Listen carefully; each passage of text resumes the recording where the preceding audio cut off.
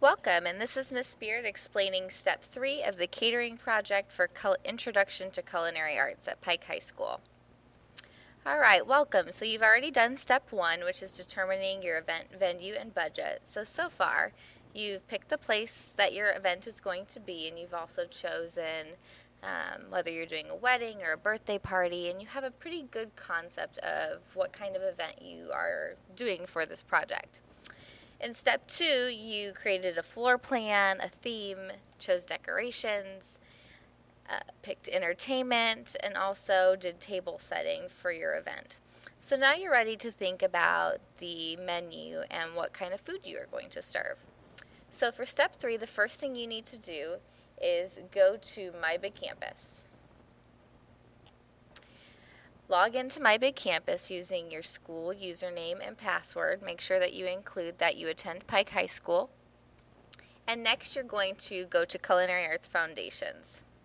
For this example, I'm going to use my Period 7 class. Under Announcements is where I normally post materials for this class, and I posted the project guidelines and the blue packet that's in your folder, which is the Culinary Catering Activities under Announcements. But I'm also posting materials under Resources. So click on Resources. There's a folder entitled Catering Project. Click on Catering Project. And then you can see there's lots of documents that can help you with this project. If you lose your guidelines, there is a digital copy that you can print out on your own, as well as tips for a successful project. What I'm going to show you today involves the Excel document. So click on the Excel document.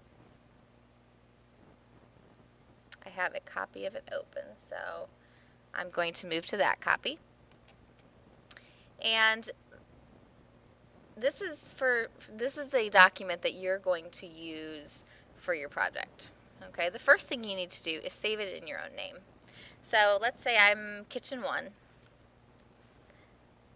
Okay, I'm going to save it under, you can save it under your Pike drive, or you can also save it under a flash drive or on my Dropbox, wherever you choose to save it. Make sure you know the name of wherever you save it. Make sure that you save it in a place that it's going to be safe and that you know where it is. I would recommend double saving it as well, so that if in one place it gets accidentally deleted, you do not have to start over. You need at least one copy of the Excel sheet for your group, although you might divide it up so that many people are working on the Excel document on different tabs. So at least one person needs to save it, if not more. Next, you've already done the Decorations tab, okay, and so this is already completed. So for Step 3, you're going to start with the recipes. So let's say before you start with the Excel sheet, you really need to start finding your recipes. So let's say that you want to do fried chicken at your event. The first thing you're going to do is try to pick a recipe that is easy and simple. Remember, we want to keep it simple. The less ingredients, the better. But you also want to pick one that is highly reviewed and that is reliable. So I'm going to take a look at this one. Okay, because of the way that this one's written, you know, I don't think that would be a good example. So I'm going to go back.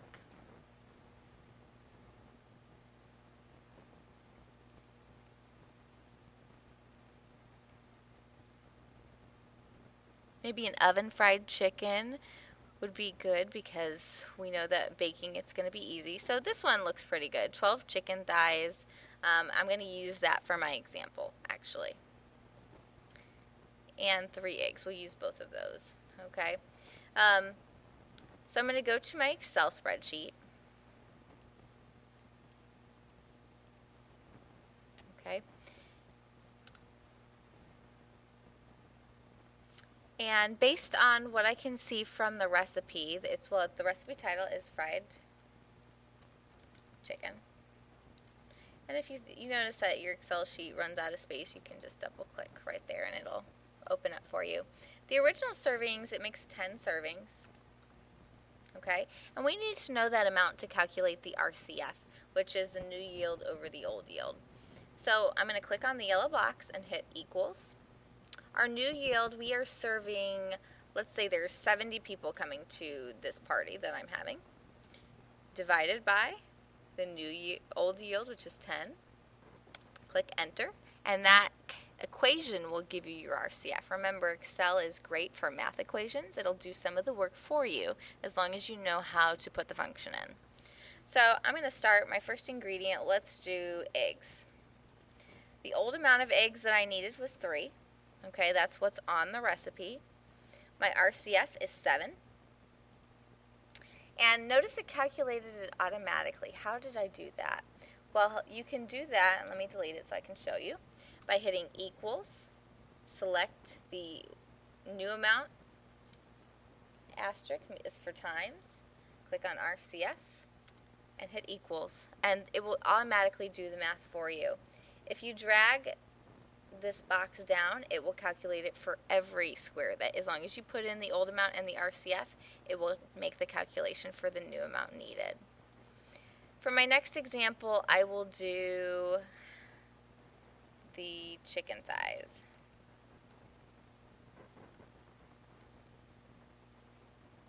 My old amount was 12. My RCF, we already know, is 7. And look, it calculated that I need 84 chicken thighs. And I added a column here for unit. It's helpful to know what your unit is so that you don't forget, because you might need to do some dimensional analysis for this. Okay. All right, so next I'm going to click on my menu tab. Okay. Under chicken, the quantity needed for recipe, I need 84. Okay. And for the next step, I'm actually going to have to go back to my big campus. Okay. Notice in the catering folder there are a lot of PDFs that have the word pricing included. You're going to, every food that you have to get from Cisco. You can also use Kroger and Marsh if it's a very small amount, but I prefer that you use these lists for a bulk majority of your ordering. So for chicken, we know chicken is a poultry. So you're going to search for poultry. I'm going to bring up the poultry pricing sheet. And I'm looking for thighs. Okay, excellent. They have chicken thighs. They sell them in boneless 6-ounce amounts. And you can buy a case of 24 for $22.40. So I'm going to need that information. I'm actually going to put it so that it's side by side with this. All right. So we need 84 chicken thighs for our recipe. The purchase unit amount, that refers to what is it sold in. Is it sold in a case? It's sold in a case of 24. Okay, and that's quantity. Purchase unit price is $22.40. That's how much each case is. And so how many do we need? Well, let's see here. To find that out, we're going to have to do 84 divided by 24. Okay, so we need 3.5 cases. You cannot order half of a case. You always are going to round up if you have a strange number. So we're going to do 4 cases. Okay, notice my total price automatically calculated itself. How did it do that? Well, I've already put in a function so that if you enter in the purchase unit price and the purchase units ordered, it will automatically calculate the total price for you. And this is actually going to be in dollars. The source, this column is for if you use something other than the Cisco sheets that I'm giving you. If you use the Cisco sheets, you do not have to enter in a source. All right, the other example I'd like to show you is eggs. Quantity needed for recipe. Well, we're going to have to go to my big campus. Okay, let's see. I think that is going to be, eggs are going to be under dairy. I'm not positive. Yes. Okay, so they sell they sell whole eggs in a case of 15 dozen. Okay, so we need, let's go back to the recipe. We need 21 eggs for our recipe. Well, As you can see, it's just not enough to justify buying from Cisco. So this is a case where you wouldn't use the list, because otherwise you would have so many eggs left over that you wouldn't know what to do with them. So in a case like that, you are welcome to use other websites to order from. I'm going to go to peapod.com. This is a grocery website that you are welcome to use.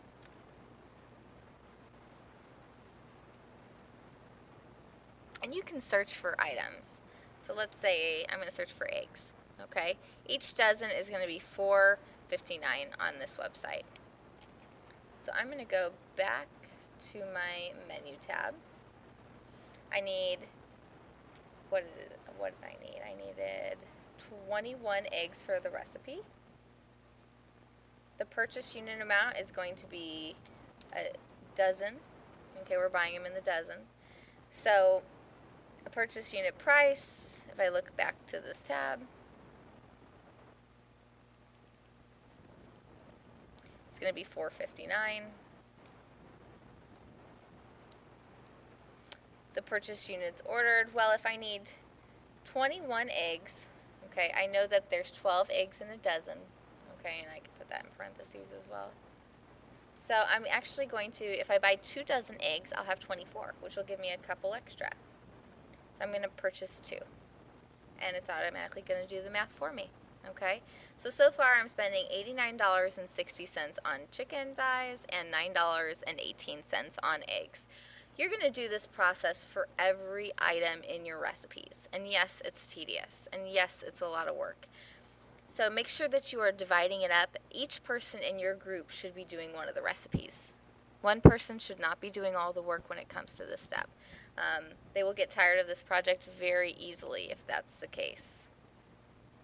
So make sure that you're dividing the work equally among your partners. Okay? After you're done with all of the steps on your menu tab, oh, one thing before I forget, your source for the eggs is peapod.com. Okay, so make sure you write the source. After you're done with all of this, it's going to give you a total. And it's essentially you're going to need to add up all of these amounts. You can actually do that by clicking auto sum, and as you include more totals, it will that amount will be higher. So far I'm spending $98.78 on food, but I haven't really even begun to look into my recipe and dive into that amount. So when you get that total amount done, and whatever your total is, I'm just going to use this amount for now, you're going to transfer it to your total cost tab. So for menu, so far my total is $98.78.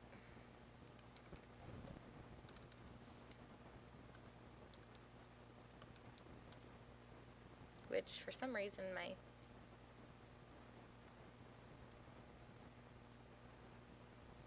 my Excel document rounded off. There we go. And you're going to also in this tab include the estimated cost for your venue as well as other things. So it's important to try to figure out what the other amounts are before you do this step, okay? And I'm going to include another video on labor and how to put it all together. So look for future videos on My Big Campus. Thank you for more help, please refer to the catering project guidelines. I give step-by-step directions on how to do step 3 in these guidelines, so please read these through before you ask for help. And good luck, and I hope to see your project results when you turn in your binder. Have a good day.